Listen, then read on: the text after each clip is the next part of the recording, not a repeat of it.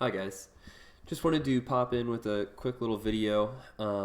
I just started making my very first game project, and I've been messing around a lot with the water plugin, and I was having a hard time getting a nice effect on the coastline when it came to like a lapping wave. Just something to kind of show that the water level is changing and to make it really noticeable. And I found a way to use the caustics to actually give it this nice bright appearance. So I just wanted to share this solution in case it helps anybody.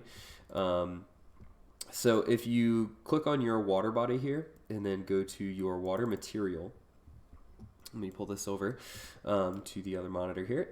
Once you have this water material window open, what you're going to want to look for is caustic. If you type it up here in the top search bar, you're going to want to make sure you check mark both of these boxes here. And then once you do that, you're going to be messing with your finite offset, your depth bias, and your caustic spread. Now your values might be different than mine.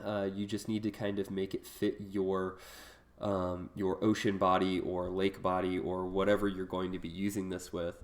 But if you adjust these, you will eventually get it so that it is going towards the shallow edge of the water. And it'll kind of give it this nice wave-like appearance of the water moving up and down the sand beach. But yeah, if this video helped out, I'm glad to hear it. Feel free to throw me a like, and see you guys in the next video.